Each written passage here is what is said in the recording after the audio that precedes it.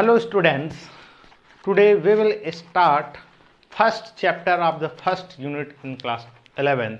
Okay, and first it has given introduction in the chapter first of physical word and measurement. Clear?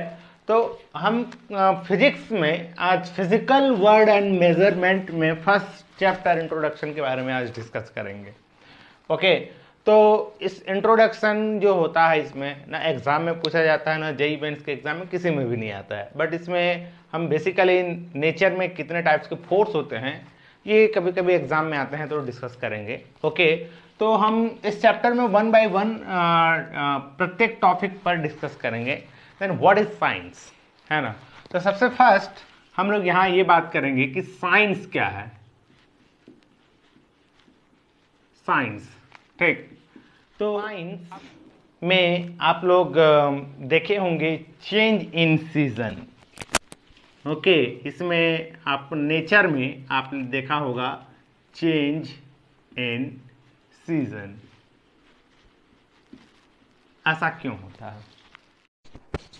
जैसे ये winter का season है ना. इसके बाद ये समर सीजन है. ओके एंड नाउ इसके बाद ये रेनी का सीजन है. ठीक है, क्लियर हो गया. Next occurrence of day and night. ठीक. Now this is day time, okay, and this is night time. Okay, third lunar and solar eclipse. This is lunar eclipse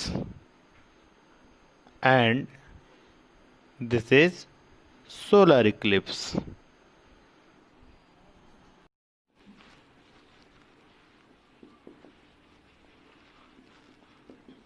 Eruption, volcanoes,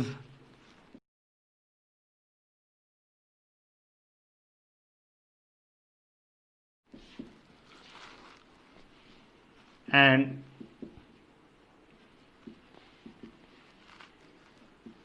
earthquakes.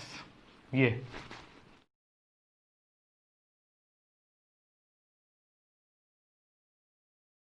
ठीक.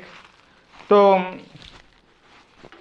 we observe in your life change in season, occurrence of day and night, lunar and solar eclipse, eruption and volcanoes and earthquakes, है ना. तो ये आप जो है आप अपने लाइफ में इनको क्या किए हो, देखे भी हो, है ना. But you try to understand what is the reason behind that and all events do it itself.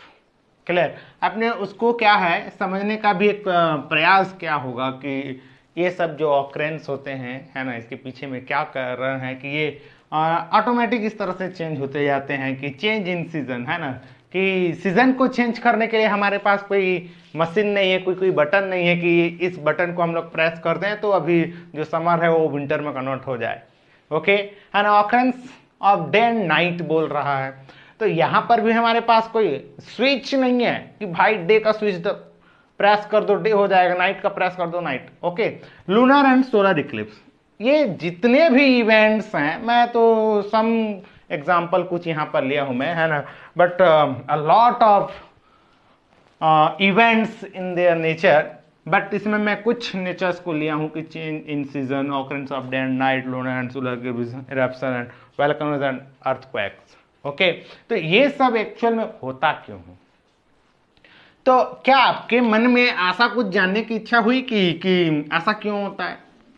तो ये जो जानने की इच्छा है, जो हम नॉलेज के टर्म में लेना चाहते हैं कि change in season, occurrence day and night, lunar and solar Eclipse, इसी जिज्ञासा को, इसी क्यूरियोसिटी को हम लोग क्या बोलते हैं?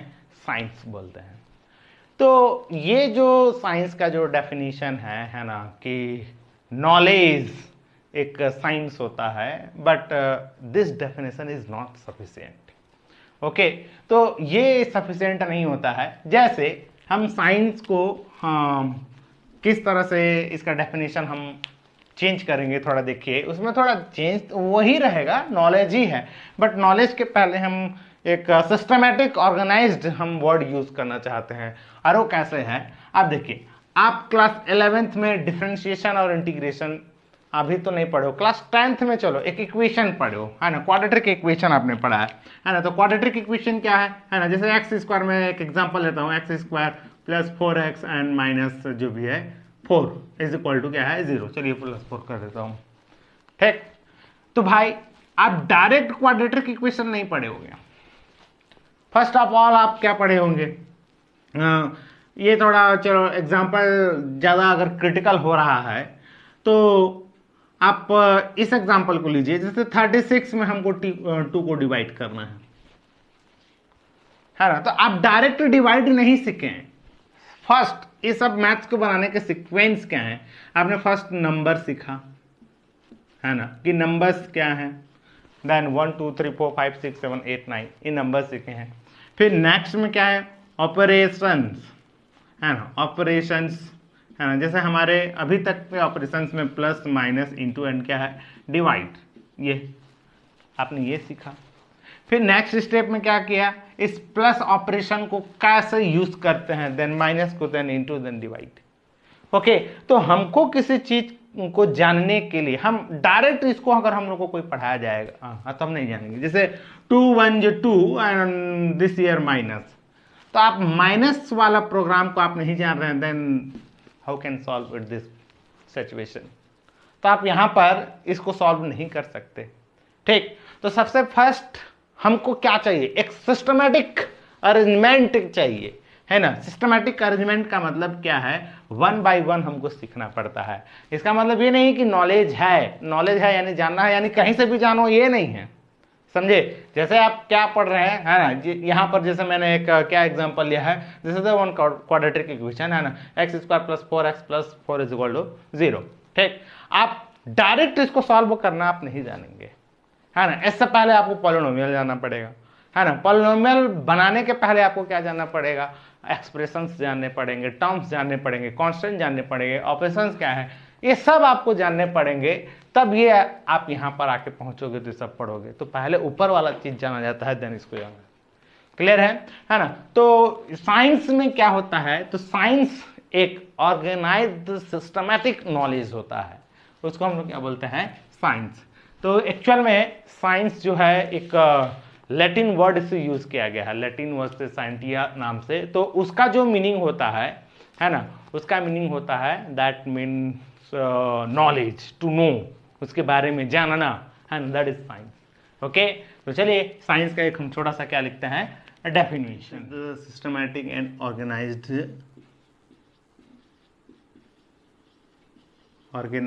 नॉलेज। ओके, तो यहाँ पर ये हमने इसका एक डेफिनेशन लिख दिया कि साइंस इज द क्या है, systematic and organised knowledge. Okay, तो फर्स्ट ऑफ ऑल कि हमारा जो ये साइंस है, इसको इतना हम प्रायोरिटी क्यों दे रहे हैं, है ना।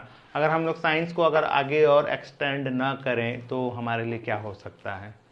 तो आपको मैं एक बात बता रहा हूँ, थोड़ा देखिएगा।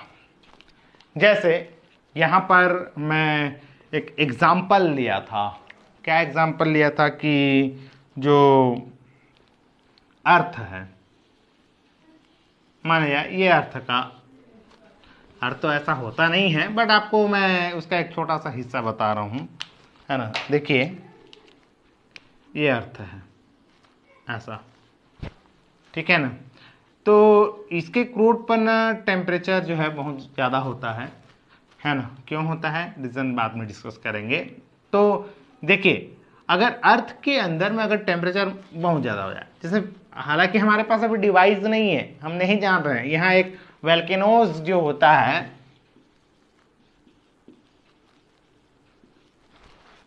ये वोल्केनोज जो ज्वालामुखी होता है, वो ऐसा क्यों होता है ना, तो उसका मैं एक रीज़न बता रहा हूँ। हम साइंस के थ्रू से हमने ये देखा कि अगर अर्थ के किसी हिस्से में अगर टेम्परेचर अगर बहुत ज़्यादा हो जाता है तो टेम्परेचर इतना ज़्यादा, टेम्परेचर किस पर डिपेंड करता है, तो हमने बाद में देखा कि अगर ये इसको हीट दिया जाए तो इस चीज़ टेम्परेचर इंक्रीज हो जाएगा, और heat is the form of energy, और energy you can do it some work. Okay, तो यहाँ पर वो कुछ काम करके दिखाएगा एनर्जी। तो यहाँ पर क्या है, हीट है। हीट हमने दिया, इसका टेम्परेचर बढ़ा, टेम्परेचर इतना ज़्यादा बढ़ गया, इसके अंदर में इतना हीट आ गया, एनर्जी आ गया कि ये हमारे अर्थ के किसी सरफेस के जो वीक पॉइंट हैं वहाँ पर ये जाते हैं और वहाँ पर एक एरप्शंस, विस्फोट पैदा करके ना ये इस तरह से उसके लावा बाहर आ जाते हैं, और इसी से हीट जो है एटमॉस्फेयर में रिलीज हो जाता है। तो ये जो वोल्केनोज होने के पीछे में जो रीजन है वो क्या है कि increasing the temperature with in the earth. Okay, है ना, अर्थ के अंदर में क्या है, अगर टेम्परेचर बहुत ज्यादा इंक्रीज हो जाता है तो फिर ये एक तबाही होना स्टार्ट हो जाता है। हमने इसके पीछे में उस रीजन को जाना, and this is science. Okay, तो हमने ये जाना कि अगर 50 डिग्री सेल्सियस से अगर ज्यादा हो जाता है तो फिर ये काम दिखाई देगा। हमने ये स्टडी किया। ओके, अब आगे देखिए। चलो, अब ना ये क्लोज कर दिया अभी अर्थ को मैं। यहाँ पर कोई वोल्केनोज जो ज्वालामुखी विस्फोट अभी नहीं हुआ है। तो let then this air temperature is 48 degree Celsius, कि अभी इस जगह का टेम्परेचर क्या है, 48 डिग्री सेल्सियस है, और हम जान रहे हैं कि अगर 50 डिग्री सेल्सियस होगा तो ये फिर उड़ाएगा। ओके, देन हम क्या करें, तो हमारे पास हमने साइंस के थ्रू से हम मेजरमेंट के भी instrument banana, that is also science, है ना, कि यहां पर जो ये एक मेजरमेंट किट बनाया मैं, है ना, और इस किट से मुझे यहाँ का टेम्परेचर पता चल गया। चलो सपोज अभी मानो अभी, हाँ, उतना डेवलप हो चुका है, but starting as a introduction में उतना डेवलप अभी नहीं हुआ है।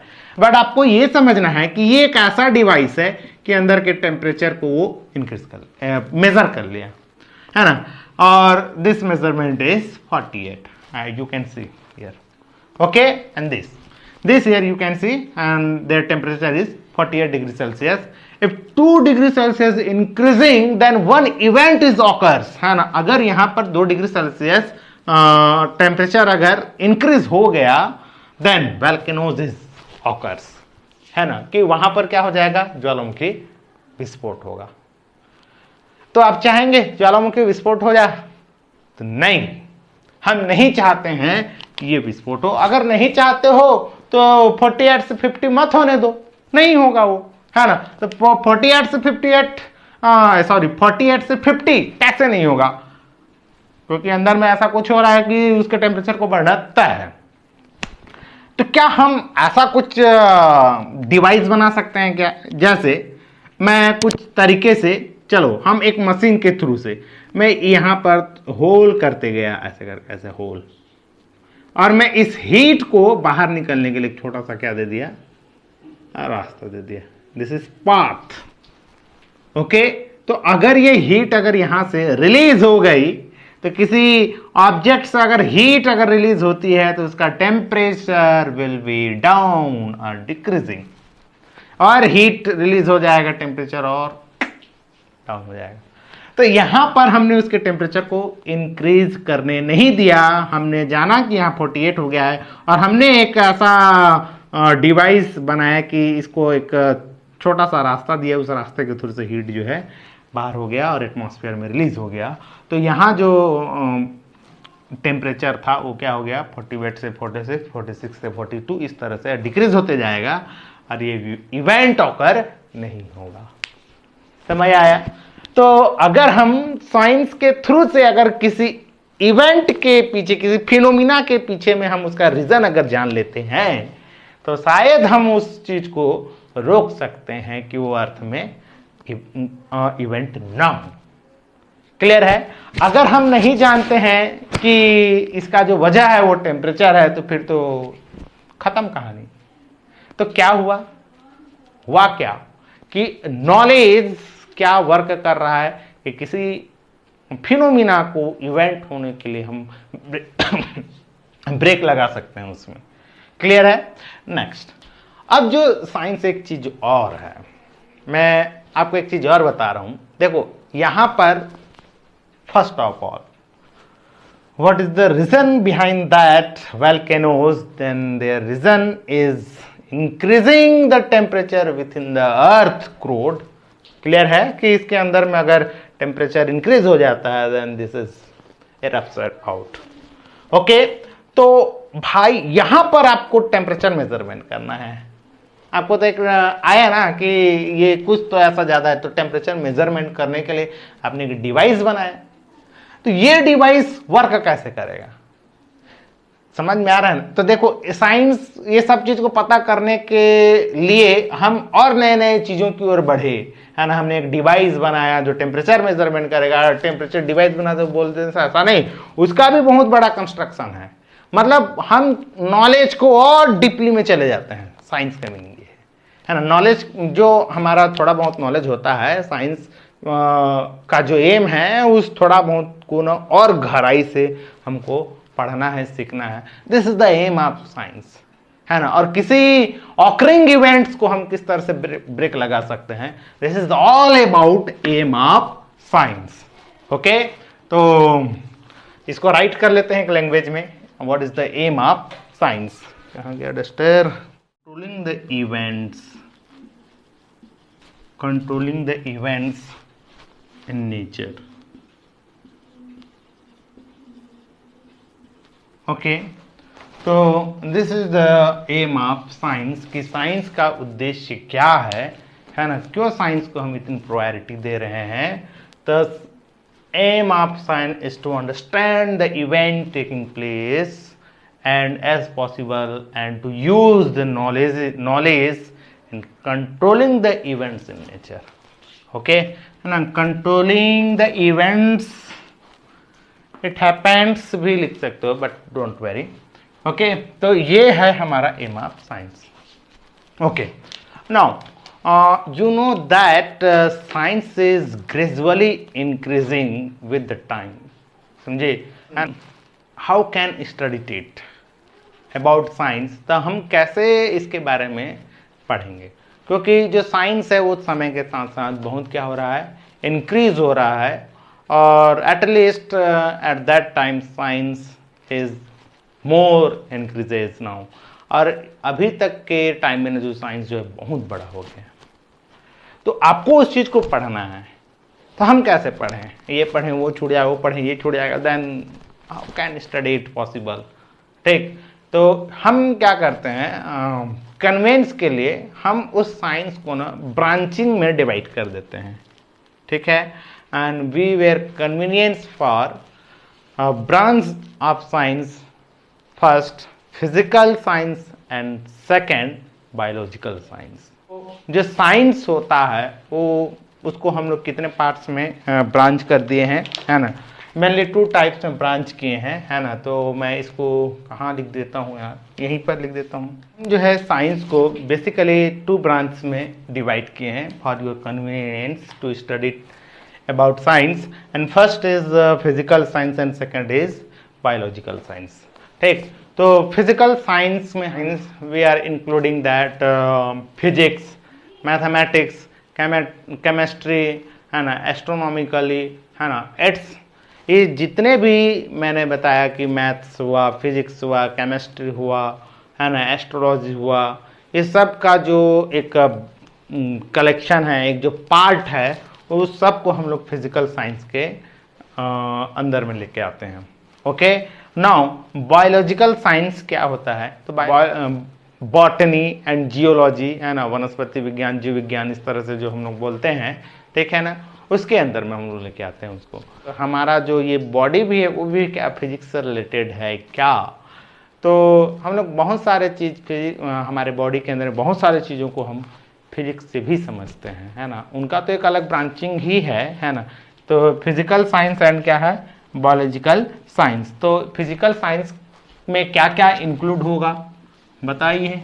Physical science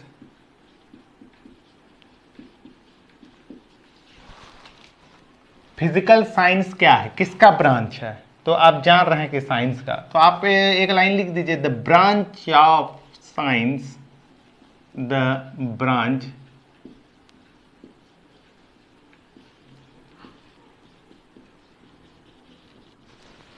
which okay is called physical chemistry, sorry science, physical science. Okay, now second, biological.